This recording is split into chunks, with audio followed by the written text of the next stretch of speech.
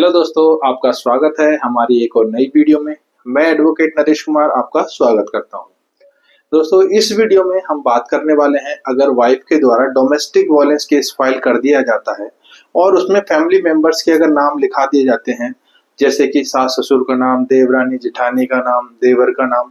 तो आदमी जो है वो परेशान हो जाता है और सोचने लग जाता है कि अब मैं इन नाम को कैसे डिलीट कराऊं या कैसे हटाऊं इस केस में से। अगर आपके साथ भी कुछ इस तरीके से हो रहा है तो आप बिल्कुल सही वीडियो पर आए हैं, क्योंकि इस वीडियो के माध्यम से आप ये जान सकते हैं कि किस तरीके से अगर डोमेस्टिक वायलेंस केस के अंदर आपके फैमिली मेंबर्स के नाम ऐड करा दिए गए हैं वाइफ के द्वारा, तो आप किस तरीके से उनको हटा सकते हैं, केस से उनके नाम को रिमूव करा सकते हैं। तो दोस्तों, अगर आप हमारे सब्सक्राइबर हैं और आपने हमारे चैनल को सब्सक्राइब किया हुआ है तो वीडियो को ज्यादा से ज्यादा लोगों के पास शेयर कीजिए, और अगर आप हमारे नए यूजर हैं तो वीडियो को लाइक और शेयर करना ना भूलें, लेकिन चैनल को सब्सक्राइब भी कर दें ताकि जो भी लेटेस्ट वीडियोस जो है वो आपको टाइमली मिलती रहे। तो जब भी वाइफ के द्वारा डीवी एक्ट का केस फाइल कर दिया जाता है और उसमें फैमिली मेंबर्स के सभी के नाम डाल दिए जाते हैं, वाइफ ये सोचती है कि मैं पूरे परिवार को परेशान कर दूंगी, उनको जेल में भिजवा दूंगी। तो ये सारी चीजें उनके द्वारा की जाती हैं, लेकिन आपके पास क्या ऑप्शन है और आप किस तरीके से किन प्रोसीजर्स को फॉलो करके किन सेक्शन के अकॉर्डिंग आप अपने फैमिली मेंबर्स के नाम उसमें से हटा सकते हैं। तो हम बात करेंगे कि डोमेस्टिक वायलेंस होता क्या है, उसकी डेफिनेशंस क्या क्या है। तो डोमेस्टिक वायलेंस केस की जो डेफिनेशंस हैं वो दी गई हैं सेक्शन 2 सब क्लॉज एफ और एस के अंदर। यानी कि सब क्लॉज एफ जो है वो बताता है डोमेस्टिक रिलेशनशिप, और जो एस है वो बताता है शेयर हाउस होल्ड। तो इसमें जो डेफिनेशन में बताया गया है कि अगर आप एक फैमिली मेंबर्स हैं और आप एक जगह रहते हैं तो वाइफ के द्वारा डोमेस्टिक वायलेंस केस फाइल किया जा सकता है। लेकिन इसके ऊपर अलग अलग जजेस की बहुत सारी जजमेंट्स हैं, जिसमें ये बताया गया है कि अगर जिस तरीके से अगर घर की बात करते हैं तो घर में फ्लोर भी हो सकते हैं, और फ्लोर अगर अलग अलग हैं और उसमें भी अगर आप अलग अलग रहते हैं, यानी कि आपका जो किचन है वो सेम नहीं है, यानी कि आप एक ही किचन में खाना नहीं बनाते हैं, तो उसका मतलब हुआ कि आप इकट्ठे रहते जरूर हैं लेकिन आपका किचन अलग अलग है, और किचन अलग होने की वजह से आप डोमेस्टिक वायलेंस केस के अंदर इंक्लूड नहीं किए जा सकते। क्योंकि बहुत सारी ऐसी जजमेंट्स हैं, जैसे मान लीजिए कोई दो भाई हैं और वो एक ऊपर फ्लोर पर रहता है, वो और दूसरा नीचे फ्लोर पर रहता है, और उनके जो किचन है वो भी सेपरेट है, अलग अलग है। तो ऐसी कंडीशंस में वो अलग कमाते हैं और अलग खाते हैं। तो ऐसी सिचुएशन में डोमेस्टिक वायलेंस केस के अंदर उनके नाम को इंक्लूड नहीं किया जा सकता। लेकिन अगर वाइफ के द्वारा ऐसे नामों को भी ऐड कर दिया गया है तो आप उनके नाम को डिलीट करा सकते हैं। आपके पास प्रॉपर एविडेंस होने चाहिए। आप उनका फोटो लगा सकते हैं, जैसे कि आप उनको बता सकते हैं जज कोर्ट के अंदर कि मैं जो है वो अलग अलग रहता हूँ, यानी कि वो अलग रहती है और मेरा फ्लोर अलग है, हम अलग खाना बनाते हैं, हमारा किचन अलग है। आप उसके फोटो क्लिक कीजिए और एप्लीकेशन के साथ कोर्ट में लगाइए। अब बात आती है कि किस तरीके से आप एप्लीकेशन लगा सकते हैं और किन सेक्शंस के अकॉर्डिंग आप कोर्ट में एप्लीकेशन लगा सकते हैं, क्योंकि कोर्ट को ये पता नहीं होता है। कोर्ट के पास काफी बर्डन है। जैसे ही वकील कोई भी डोमेस्टिक वायलेंस का केस फाइल करते हैं तो जजेस जो हैं वो एज इट इज ही सभी के पास सम्मन डिलीवर कर देते हैं, और जब भी सभी के पास सम्मन अगर पहुंचता है तो इसका मतलब ये नहीं है कि आपका नाम उसमें अगर डाल दिया गया है तो आपके पास सबूत अगर हैं तो आपको प्रॉपर एविडेंस के साथ अपने नाम को हटा सकते हैं। तो अगर आप इस तरीके से नाम को हटाना चाहते हैं तो आपको जो एप्लीकेशन लगानी होगी वो एप्लीकेशन लगानी होगी सेक्शन 25(2), जो इसमें क्या है, इस सेक्शन के अकॉर्डिंग जजेस को जो है वो रिव्यू की पावर है। फैमिली कोर्ट को भी इन सेक्शंस के अकॉर्डिंग एक रिव्यू की पावर होती है।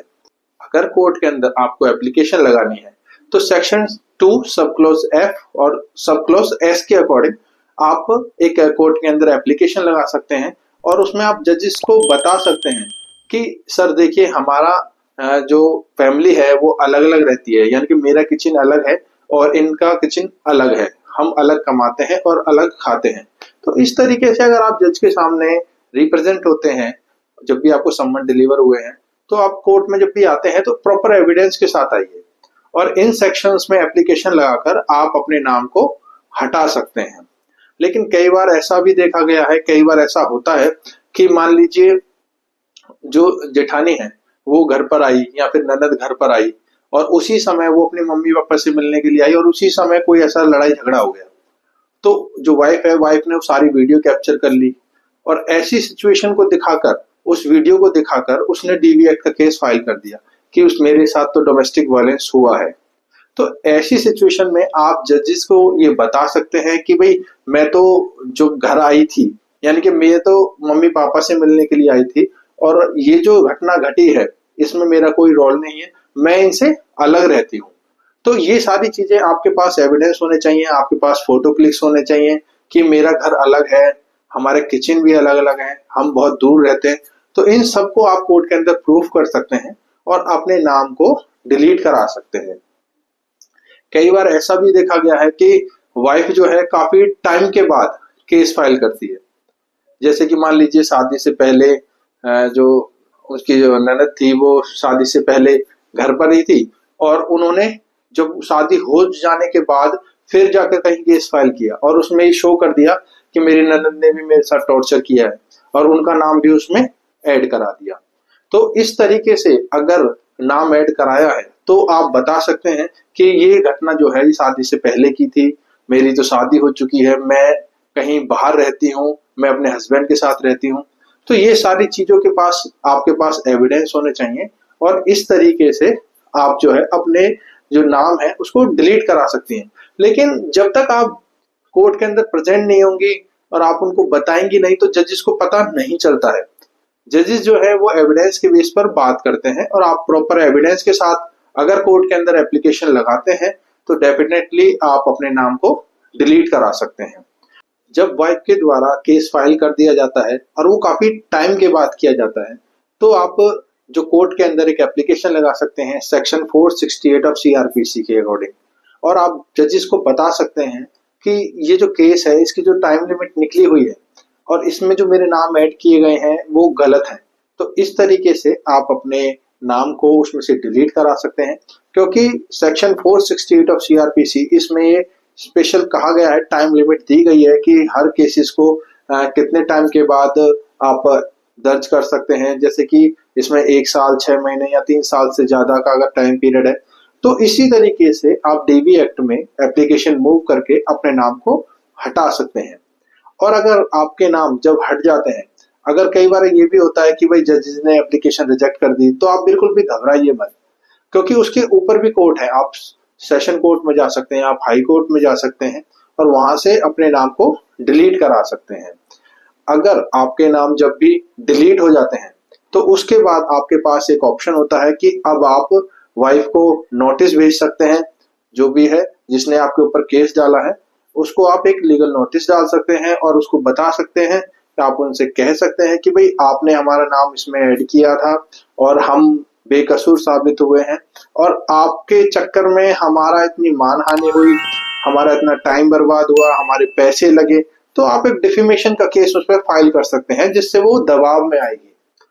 तो इस तरीके से आप अपना नाम हटा सकते हैं और अगर आपके नाम हटते हैं उसके बाद आप डिफेमेशन का केस फाइल कर सकते हैं।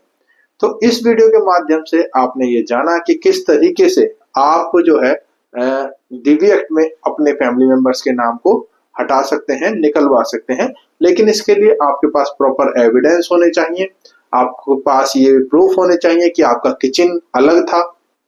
आप अलग रहते हैं और आप अलग खाते हैं और अलग ही कमाते हैं। तो ये सारे प्रूफ को आप कोर्ट के अंदर पेश कीजिए और जो जजेस हैं उनको ये सारी चीजें दिखाइए जिससे आपके नाम को डीवी एक्ट से हटा दिया जाएगा।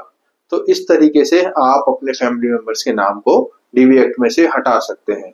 आई होप आपको इस वीडियो से ये क्लियर हो चुका होगा कि किस तरीके से आप डीवी एक्ट के केस में अपने नाम को डिलीट करा सकते हैं, हटा सकते हैं। तो आशा करता हूं आपको ये वीडियो अच्छी लगी होगी और आपके काफी यूजफुल होगी। अगर आपको ये वीडियो अच्छी लगी हो और आपके यूजफुल हो तो इस वीडियो को ज्यादा से ज्यादा लोगों के पास शेयर कीजिए ताकि उनको भी अवेयरनेस हो सके कि किस तरीके से डीवी एक्ट के केस के अंदर से हम अपने नाम को निकलवा सकते हैं। तो मिलते हैं अगली वीडियो में कुछ नई लॉ टॉपिक के साथ। तब तक के लिए थैंक यू वेरी मच।